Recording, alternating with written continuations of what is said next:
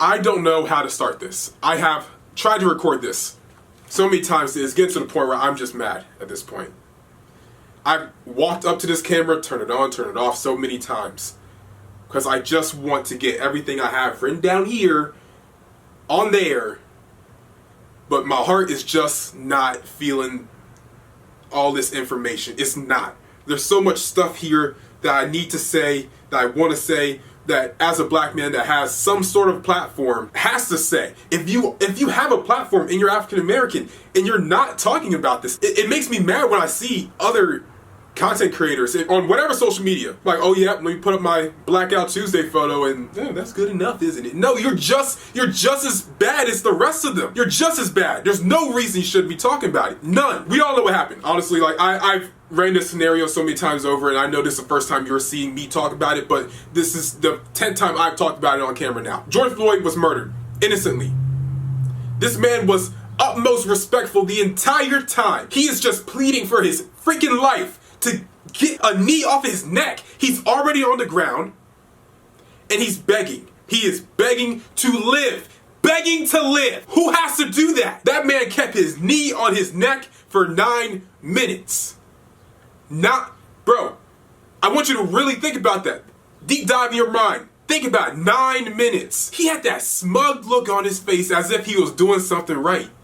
And the 3 other bozos around him were just like, oh yeah, You just allowed a man to literally die. You allowed a father to be taken away from his daughter, a son to be taken away from a mother, a brother to be taken away from a sister. You allowed that. You just thought that was just cool. Because what? Because he's black? Not even just them. You got the medical staff trying to say, oh, well, he had a heart disease. He had some issues going on, so the incident didn't really cause his death. Bullcrap. What, bro? You're telling me because he had a heart issue that caused his death, not the man kneeling on his neck, putting all his weight on his neck. What police academy teaches that? This man was on the ground. He was respectful to the second he died. He was still pleading, calling that man officer. He wasn't cursing at him. He wasn't saying anything derogatory. Pleading to a man, just get off my neck. Allow me to breathe. Arrest me. Who cares? Just let me live. This isn't his first issue. 18 reports on this guy. 18. He's been involved in 2 other instances where people were shot. 1 died. 16 bullets were put into a Latino man. He was a part of that. How many bullets does it take to kill someone? Not 16. A lot less. How many bullets does it take to keep someone down? Not 16. A lot less. He shot a 21-year-old unarmed black guy. That's my age. I'm 20. 1 year difference, same thing. One decides like, hey, we should probably take the gun away from this guy, or maybe it's time to hang up the badge. No one decided that. The people that kept this man in charge, that kept this man on the streets paroling and trying to protect people, you're just as wrong. The autopsy people, the medical staff, the medical professionals, whatever, that said that this man had a heart disease, and that's what killed him over the guy kneeling on his neck, you're just as wrong. You all deserve to be locked away with the key thrown away. And I'm sorry if I'm coming off like aggressive or mad or whatever. And the aggressive, that's the word I hate the most. I have such a big pet peeve on that when someone says like, oh, Malcolm, you're being kind of aggressive, stop screaming. No, I'm not screaming, I'm talking. My voice has escalated, but I'm not screaming at you, I'm talking. I'm not aggressive just because I'm talking and expressing my emotion. I feel like I'm almost like losing the point of what I'm trying to talk about. And it's a shared perspective. There's a lot of people in this country that simply just don't know what it's like to be African American, obviously. I wouldn't expect, Timmy across the street to know what it's like to be Malcolm. I wouldn't ask a soul to walk into a black man's shoes that is constantly being racially profiled at all. I wouldn't wish that upon my worst enemy. I've lived a privileged life. I've lived a life where I haven't had too many instances where I have been racially profiled. Yes, I have been, of course, but I haven't lived in situations where I feel like my life is 100% threatened. Like there is a very big chance I'm going to die today. I haven't had to live one of those situations before. That's a bless. I'm more than thankful. I thank God every day before I go to sleep, when I wake up, that wow, I'm living a life that there's a lot of black people would kill for. But the main reason I even want to talk about this, I want to explain a perspective. In this world, the notion of control has brainwashed so many people, not everyone, but so many people, where they feel like because of something that's out of their control makes you superior. No white person chose to be white when they were born. I did not choose to be black when I was born. I'm proud that I'm black. Proud of it. But I did not choose to be black. I did not choose to come into a world where I have to work twice as hard just to be equal. And not even actually equal. I should not have been raised with my mother, God rest her soul, her telling me different ways to make sure that I don't run into issues where I'm going to be profiled and be perceived as a thug, be perceived as dangerous, be perceived as aggressive. When I was 13, I remember this so vividly. Going into a 7-Eleven just to get a muscle before I go work out. Y'all know how it is. I'm still muscle man Malcolm. You feel? I remember this conversation so vividly because I thought it was just like, oh, this is dumb. But I didn't. It's once I walked out of the store that I realized what my mom told me was like, it's so true. When you walk into a 7-Eleven, when you walk into the store, keep your hands out your pockets. That hood on your head, take it off. And when you walk in there, look at the customer service person or, cashier, whatever in the store. Smile at them, nod at them, say hello. Make yourself look innocent. Make yourself look like you're not a threat to their well-being. Because when people feel threatened, people act. Because once the situation happens, you're going to have a new perspective on life. And I've taken that advice to the highest degree, to the point that I do it without trying now. I just do it. When I walk into the store, if I have my hood on, off. Hands in pockets, none. Because I don't want anyone to think like, oh, he's big, he's black, he's a guy. That's called 3 strikes. I was born in this world with 3 strikes to my name. I've had this conversation, which almost has become like an inside joke, where like I drive the slowest in my friend group, right? Which is, I really don't drive slow. I drive the speed limit, like what you're supposed to do, but it's whatever. I'm not going 15 over on the highway. I'm not pushing 80. All right, I'm doing my 65. I'm doing my 60. I'm doing my 55. Yeah, people are gonna go around me. Oh well, I'm gonna get to the same place they are going, but maybe a couple minutes later. Oh well. It's like this joke because my whole friend group at college, they're white. They are. And it's this joke like, oh man, Malcolm drives really slow. And it is funny. It is funny. Like, I don't take it personally because, like, it's whatever. They don't even understand it because, like, they're all white. They wouldn't understand it. But the reason I drive the speed limit so perfectly, I will say I drive perfectly on that speed limit. I don't want to put myself or anyone else that's in that car at risk if something happens, if I'm pulled over. That's what I mean by something happening. If I'm pulled over. There's a reason why I don't even keep the registration in my car in my glove compartment. I actually keep it up in the mirror that's right above the steering wheel. That way, if by any chance I get pulled over for whatever reason, hands up, you can see them, you can see my face, I'm gonna smile at that officer just so he knows I'm not a threat. Hands out of pockets, hood off the head, music turned down, I'm not a threat. I'm a good one, right? You're a good one. That way he can see my hands, say, officer, my registration is right above me. You can see my hands clearly, have no weapons. He can see me take that out of the mirror, and I can hand it to him, no issue. I shouldn't have to have been raised like that. I guarantee a lot of other black people watching this, if they haven't been raised like that yet, they certainly will.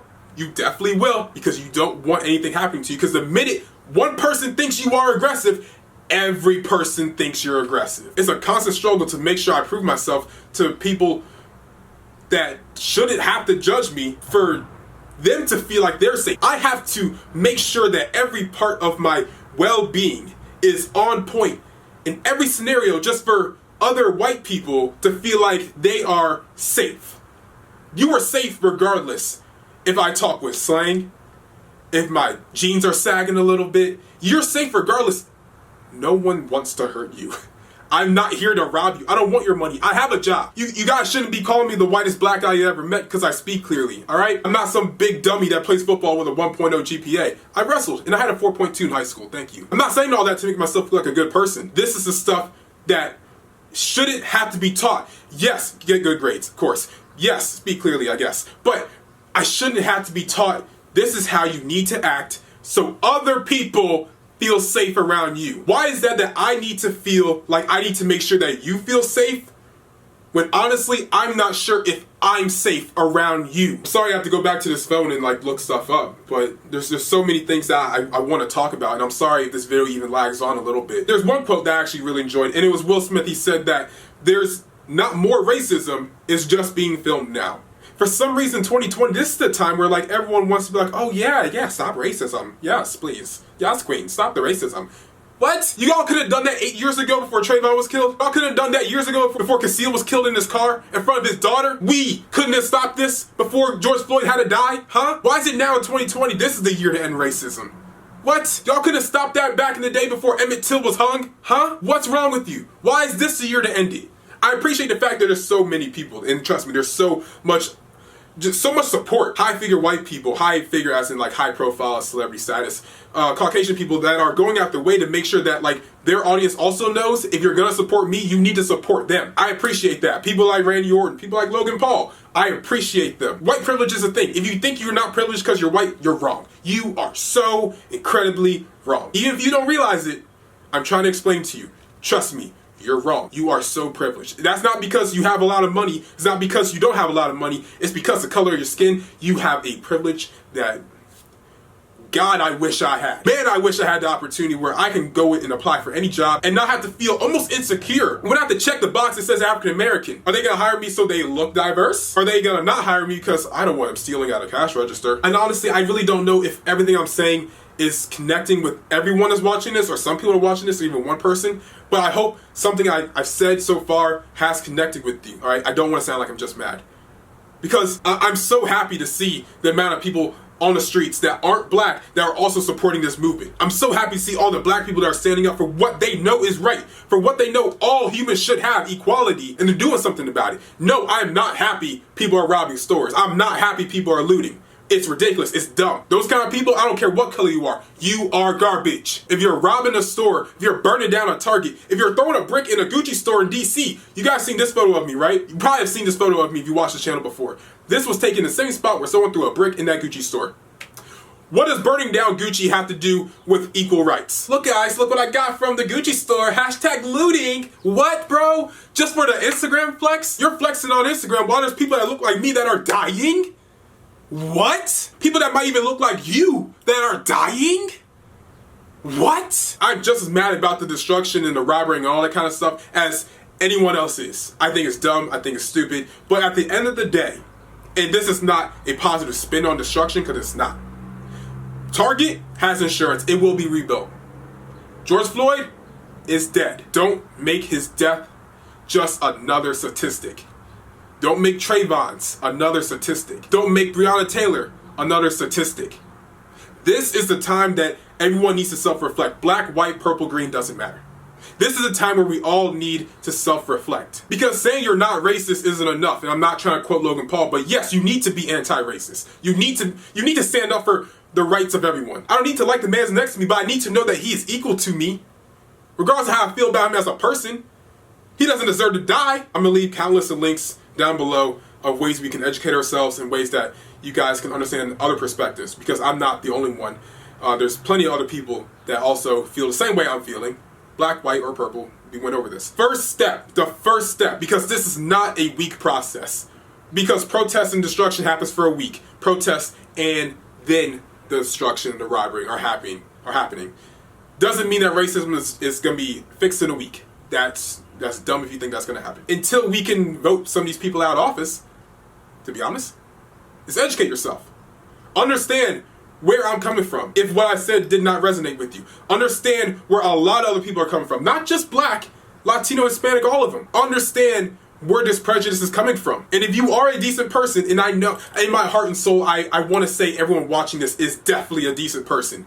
I feel like everyone watching me is definitely, hands down, a decent person at heart. That if you felt any type of negativity towards the Black Lives Matter movement, hopefully that changes. And if it doesn't change, you also need to self-reflect. And that's on top of just educating yourself. We all need to self-reflect. I need to self-reflect. You do too. Everyone that's watching this, I just want you to think. I just want you to think. It doesn't need to be in the comments. You don't need to shoot me a DM and tell me. Just think to yourself, what have I done? What haven't I done? And how can I change, on top of encouraging others to also change and think about their perspectives. Think about what they're doing. Because if you're just putting hashtag Black Lives Matter on Twitter just to make yourself look good, to keep face, you're not doing the right thing. Because that means once the hashtag is not used as much anymore, once the protesters stay home and all the looters stay, I don't know what they're going to do. They're probably going to go do something else horrible. You didn't really learn anything from this. I want you to think about what you're doing and how you treat others. Maybe you don't have the money to donate. I'm not asking anyone to donate money. All right, there's a coronavirus. I understand a lot of people are losing their jobs. I've already lost their jobs. Money's tight. I get that. I wouldn't ask a soul to donate $1. Unless you have it, then please do. I'm not asking you to share a million posts on social media and think you're some messiah now. I can share anything on Instagram. That doesn't mean I believe it, right? Make sure the actions that you're taking actually come from a good place. If it does not come from a good place and you just want to look good from everyone, stop. I'd much rather you not encourage change if you yourself don't even believe in what you're talking about. Being a decent person is way easier than being racist. Trust me, your life will feel so much better when we can just act decent. It is so much easier to treat your neighbor well than kill your other one. I could talk more, but I don't want this to be so watered down or be so long of a video that people see to not necessarily get anything out of it. So I'm gonna stop this right here. Obviously you guys can tell I am frustrated by this. It's been a very long week in America. It's been a long year and it's only halfway. I feel so passionately about this is because I felt like this for years. And so many African Americans, I can easily say all, have felt like this for years. And it's just this week is when we see a lot of people finally starting to stand up. And to everyone that is starting to stand up and that has changed their perspective and are now seeing a new light, maybe at one point they did used to judge different races because of their color or because of negative stereotypes they hear about them. And they're starting to now see the difference. Thank you. The only thing we can do during this time is literally self-educate. Again, I'm going to leave some links down below so you guys can check out some stuff. There's a series on Netflix we can watch or you guys can watch.